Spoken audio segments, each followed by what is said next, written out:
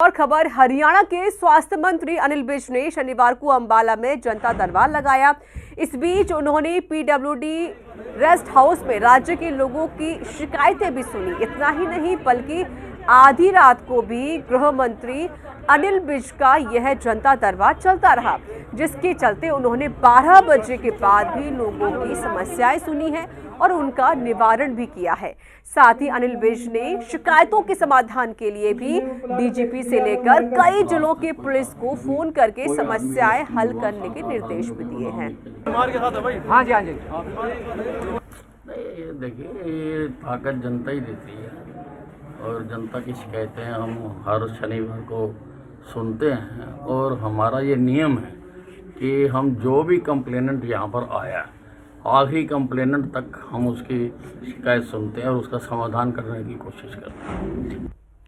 तो वहीं रविवार को हरियाणा विकास एवं पंचायत मंत्री देवेंद्र बबली कैथल पहुंचे, जहां उन्होंने छोटी सरकार मुखियाओं से सीधा संवाद किया। देवेंद्र बबली ने कहा कि हरियाणा की गठबंधन सरकार जीरो टॉलरेंस नीति पर काम कर रही है। विभाग में भ्रष्टाचार करने वाले अधिकारियों को बख्शा नहीं जाएगा। पंचायत मंत्री देवेंद्र बबली ने आगे कहा कि एक समय था जब सरकार के मंत्रियों को सरपंच ढूंढते फिरते थे। आज सरपंच के दरवाजे पर खुद मंत्री बातचीत करने के लिए पहुंचे हैं। पूरे प्रदेश में जिलावार जो हमारे प्रतिनिधि चुनकर आए हैं, जनप्रतिनिधि सम्मेलन और एक संवाद, मैं जिसको कहूँगा कि हमारे साथियों के साथ मिलकर फीडबैक लेना और जो गांव को हमने सारी तर्ज पर डेवलप करना है, जो योजनाएं सरकार ने बनाई हैं, परियोजनाएं बनाई हैं, उनको धरातल पर ले जाने के लिए मैं हमारे चुने प्रतिनिधियों से रिक्वेस्ट करने आया। ये सरकार की मैं कहूँगा एक अनोखी पहल कहूँगा। अनोखी पहल इसलिए कि जब पंचायतें चुनी गई उसके बाद हमने पहले उनको गांव के अंदर ही शपथ समारोह का प्रोग्राम आयोजन करवाया। सरकार की तरफ से उस प्रोग्राम की व्यवस्था की गई ताकि चुने हमारी पंचायतें, हमारे पंच सरपंच साहिबान, ब्लॉक समिति सदस्य और जिला परिषद सदस्य जब सब समारोह में आए और उन्होंने शपथ पत्र पढ़ा तो उनको अपनी जिम्मेदारी का एक एहसास और महसूस हो कि इस देश के संविधान ने इन वोटों ने आपको क्या ताकत दी।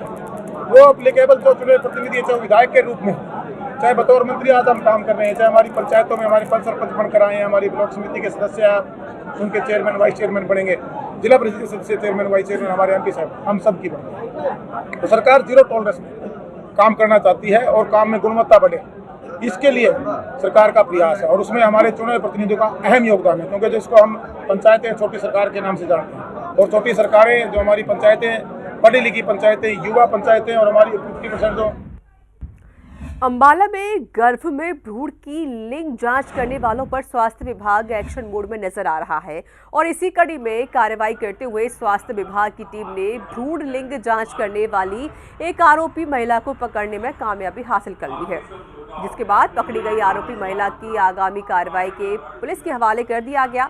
डिप्टी सीएमओ बलविंदर कौर ने बताया कि सिविल सर्जन अंबाला को सूचना मिली थी कि अंबाला के आसपास के एरिया में एक महिला भ्रूण लिंग जांच करती है।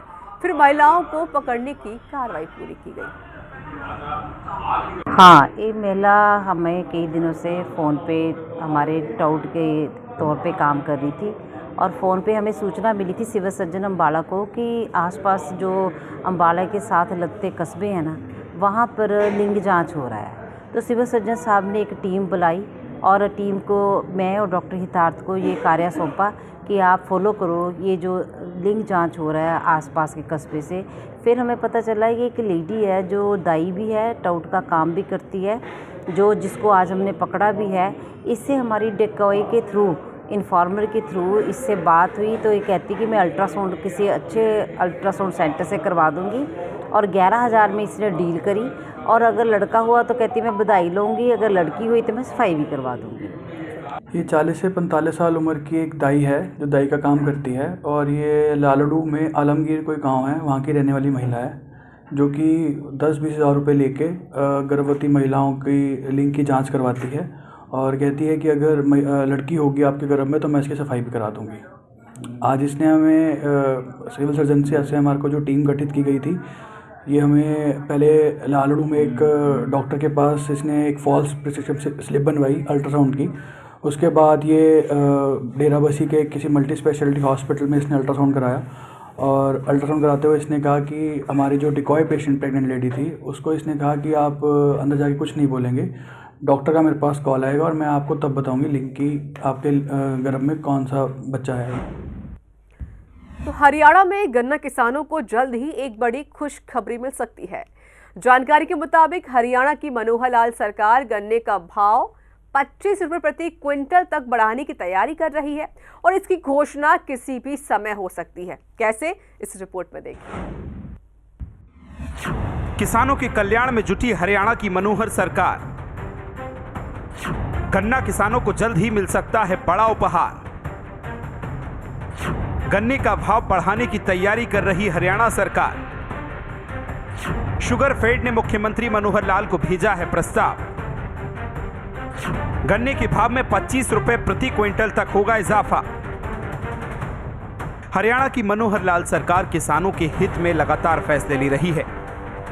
हरियाणा के किसानों के जीवन में खुशहाली लाने और किसानों की आय को दोगुनी करने के लिए हर संभव प्रयास किए जा रहे हैं। इसी कड़ी में अब हरियाणा की मनोहर लाल सरकार गन्ना किसानों को जल्द ही बहुत बड़ी खुशखबरी दे सकती है। जानकारी के मुताबिक हरियाणा में गन्ने की फसल के भाव में जल्द ही बढ़ोतरी की जा सकती है। माना जा रहा है कि हरियाणा सरकार जल्द ही गन्ने का भाव 25 रुपए प्रति क्विंटल बढ़ाने की तैयारी कर रही है। इसकी घोषणा किसी भी समय हो सकती है।